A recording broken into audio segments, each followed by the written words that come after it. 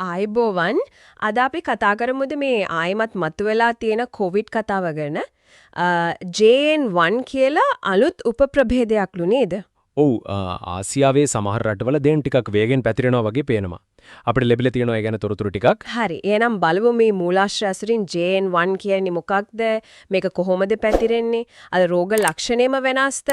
දැනට තත්ත්වය කොහොමද කියලා. ඔව් මේක ඒ කියන්නේ JN1 අර හොංකොං, සිංගප්පූරුව, ඉන්දියාව ওই වගේ රටවල් වලින් තමයි දැනට වැඩිපුරම වාර්තා වෙන්නේ. ඉතින් මේකත් අර කලින් වගේ ඔමික්‍රොන් පවුලෙම කෙනෙක්ද?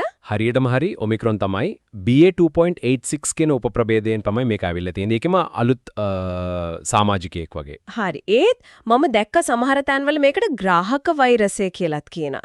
රෙසෙප්ටර් වෛරස්. ඒක ටිකක් අමුතුයි නේද? මොකද ඒකේ තීරුම? ඒක ඇත්තටම රසවත් යෙදුමක්.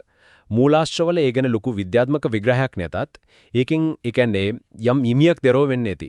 මොන වගේ ඉංගියක්ද? සමහර විට මේකට අපි සිරුරේ සෛලවලට ඇතුල් වෙන්න තියෙන හැකියාව, අර සෛලවලට ඇලීමේ හැකියාව, ඒක කලින් ඒවට වඩා වැඩි කියන එක වෙන්න පුළුවන්.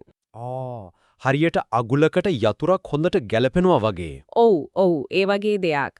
ඒත් ඉතින් මේක තවම හරියටම තහවුරු කරගන්න ඕන දෙයක්. ඒත් ඒකෙන් පේනවා වෛරසය දිගටම අලුත් ක්‍රම හොයනවා පැතිරෙන්න. එතකොට ඒ ග්‍රාහක ගතිය නිසා වෙන්නේ නැති මේකේ පැතිරීමට වැඩි කියන්නේ අපේ තොරතුරු වලත් කියනවා නේද? ආසියාවේ කීප පොලක සක්‍රීයව පැතිරෙනවා කියලා. ඔව්. විශේෂයෙන් ඉන්දියාවේ. එහෙ මොකද වෙන්නේ? ඔව් ඉන්දියාවේ විශේෂයෙන්ම මහරාෂ්ට්‍ර ප්‍රාන්තයේ නම් බලධාරීන් ටිකක් අවධානයෙන් ඉන්නෝ මොකද? රෝගීන් වැඩි වෙලාද? ඔව් අපිට ලැබුණු තොරතුරු අනුව සතියක් දෙකක් වගේ ඇතුළත රෝගීන් ගාන සැලකිය යුතු විදිහට වැඩි වෙලා මරණ දෙකකුත් වාර්තා වෙලා තියෙනවා මහරාෂ්ට්‍රයෙන්. ඉතින් අර ගණන් හිලව්වලට වඩා එකෙන් පේන්නේ පැතිරෙන වේගය.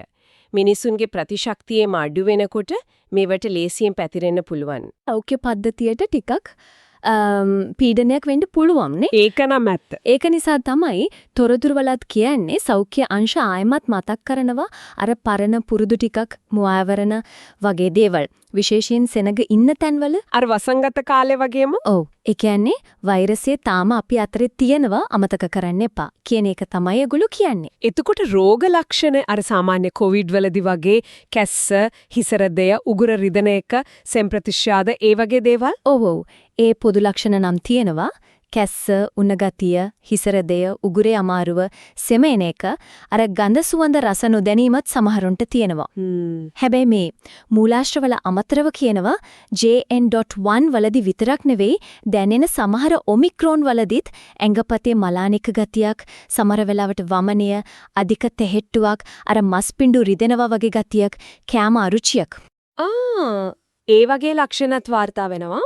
ඔව් ඒවත් තියෙනවා කියලා කියනවා. සමහර විට ඒවා මේ අලුත් ප්‍රභේදවලට ටිකක් වෙගියෙන් තේනවද දන්නෙත් නැහැ. හරි. ලංකාව ගැන මුකුත් සඳහන් වෙලා තිබුණද? දැනට ලැබිලා තියෙන තොරතුරු වල හැටියට නම් ලංකාවෙන් තාම මේ JN1 කියනක වාර්තා වෙලා නැහැ. හොඳයි. එහෙනම් අපි මේ ටික එකතු කරලා බැලුවොත් JN1 කියන්නේ ඔමික්‍රොන් එකක්. අර ග්‍රාහක වෛරසය කියන කතාව නිසා සමහර වෙලාවට ටිකක් වේගෙන් පැතිරෙන්න පුළුවන් එකක්.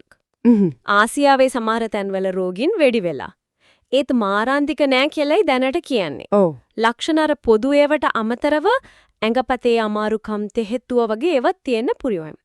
ලංකාවෙන් තාම වාර්තා වෙලා නෑ. හරියටම වරි. ওই ටික තමයි වැදගත්ම දේ තමයි අර ඉන්දියාවේ මහරාෂ්ට්‍රයේ වගේ පෙන්වන වේගවත් පැතිරීම නිසා මාරාන්තික නැතත් පරිසං වන එක සෞඛ්‍ය පුරුදු අනුගමනය කරන එක හොඳයි කියන එක.